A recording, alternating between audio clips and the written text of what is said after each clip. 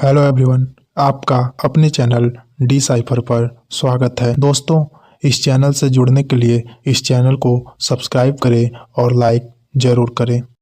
यह घटना महाराष्ट्र के छत्रपति संभाजी नगर की है। यहाँ पर एक परिवार रहता था। परिवार की गिनती सीधे साधे, संस्कारी और मेहनती परिवार के रूप में होती थी। परिवार के मुखिया मुरलीधर, उनकी पत्नी और उनका बेटा कुणाल, जिसकी आयु 19 वर्ष थी, एक साथ रहते थे। मुरलीधर दिन रात मेहनत करके अपने परिवार की हर छोटी बड़ी जरूरत को पूरा करने की कोशिश करते थे। माँ का पूरा संसार उनके बेटे कुणाल के इर्द गिर्द ही घूमता था। कुणाल कॉलेज में पढ़ रहा था और माता पिता की आंखों का तारा था। सब कुछ सामान्य सा चल रहा था, लेकिन आधुनिक दौर की चमक धमक और सोशल मीडिया की आभासी दुनिया ने इस घर के शांत माहौल को बदलने की शुरुआत कर दी थी। कुणाल के कॉलेज के कई दोस्तों के पास महंगे स्मार्टफोन और आईफोन थे। दोस्तों के बीच खुद को कमतर न आंकने की भावना और स्टेटस सिंबल की चाहत ने कुणाल के दिमाग पर कब्जा कर लिया।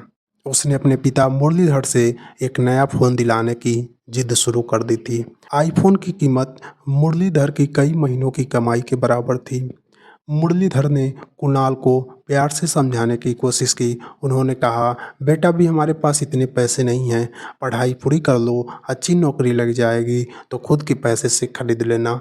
लेकिन कुणाल पर इस बात का कोई असर नहीं हुआ। जब उसे लगा कि सीधे साधे फ़ोन नहीं मिलेगा, तो उसने अपने पिता से कहा कि वे कम से कम फ़ोन को ईएमआई पर ही दिला दें। मुरलीधर जानते थे कि हर महीने की किस्त चुकाना उनके बजट से बाहर होगा, इसलिए उन्होंने इसके लिए भी मना कर दिया। अगस्त 2026 की एक दोपहर आईफोन न मिलने के कारण कुणाल का गुस्सा सातवें आसमान पर पहुंच गया। वह घर में गुस्से से पैर पटकते हुए निकला और 30 गांव के पास स्थित पहाड़ी की तरफ भागने लगा। पहाड़ी अपनी ऊंची ऊंची चट्टानों और गहरी खाइयों के लिए जानी जाती है।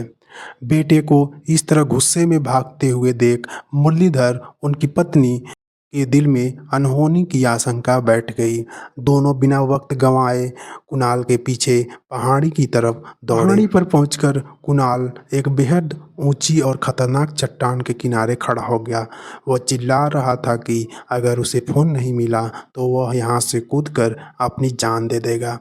माता पिता ने दूर से ही हाथ जोड़कर उससे मिन्नतें करना शुरू कर दिया। माँ रो रही थी, पिता कह रहे थे, बेटा नीचे आ जाओ, हम कुछ रास्ता निकालेंगे।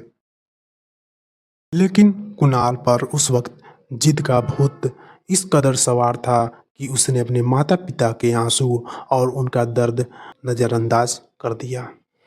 चट्टान के किनारे पर खड़े कुणाल का पैर अचानक फिसल गया, या गुस्से में उसने छलांग लगा दी। उसे नीचे गिरता देख उसकी माँ और सुरक्षा की ढाल बनने वाले पिता ने बिना सोचे समझे उसे पकड़ने के लिए आगे हाथ बढ़ाया। लेकिन चट्टान की ढलान इतनी खतरनाक थी कि कुणाल को बचाने की कोशिश में मुरलीधर और उनकी पत्नी का संतुलन भी बिगड़ गया। एक पल में वो तीनों उस गहरी खाई में समा गए। पहाड़ी के सन्नाटे को चीरती हुई चीखें कुछ ही सेकंड में शांत हो गईं। जब तक आसपास के लोग और पुलिस मौके पर पहुंची, तब तक बहुत देर हो चुकी थी।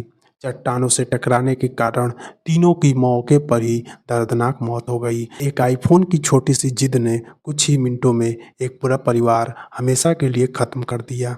यह घटना केवल एक न्यूज़ ही नहीं, बल्कि आज के समाज, युवाओं और माता पिता के लिए एक बहुत बड़ी चेतावनी और सबक है। आज के युवा सोशल मीडिया, रील्स, दोस्तों के दिखावे को ही असली ज़िंदगी मान लेते हैं। उन्हें लगता है कि एक महंगा फ़ोन या महंगे कपड़े उनके सम्मान की गारंटी है। हमें यह सीखना होगा कि कोई भी गैजेट या वस्तु आपकी ज़िंदगी और आपके माता पिता के प्यार से बड़ी नहीं हो सकती।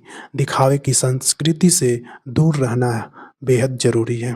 शो ऑफ की ज़िंदगी से हमें दूर रहना बेहद ज़रूरी है। आज के युवा को यह समझना होगा कि जो हम चाहते हैं और जिसकी हमें सच में ज़रूरत है, दोनों में बहुत बड़ा अंतर है।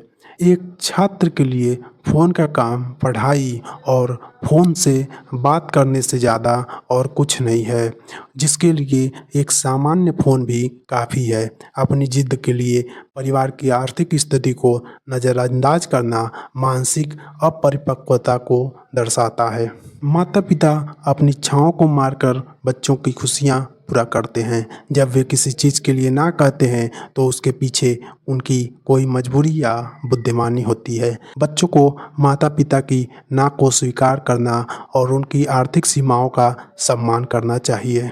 इस कहानी का सबसे बड़ा सबक यह है कि गुस्से में लिया गया एक गलत फैसला पूरी ज़िंदगी को तबाह कर सकता है। कुणाल ने गुस्से में आकर आत्मघाती कदम उठाने की कोशिश की, जिसने उसके माता-पिता को भी मौत के मुँह में ढकेल दिया। युवाओं को अपने भावनाओं को काबू करना चाहिए और विपरीत परिस्थितियों में धैर्य रखने की क्षमता भी होनी चाहिए। माता-पिता को भी अपने बच्चों के साथ ऐसा दोस्ताना माहौल बनाना चाहिए जहां बच्चे अपनी हीन भावना को खुलकर साझा कर सके। अगर बच्चा बहुत ज़्यादा आक्रामक या ज़िद्दी हो रहा है तो केवल डांटने के बजाय उसकी काउंसलिंग करना चाहिए और उसे जीवन के असली मूल्यों के बारे में भी सिखाना चाहिए। धन्यवाद।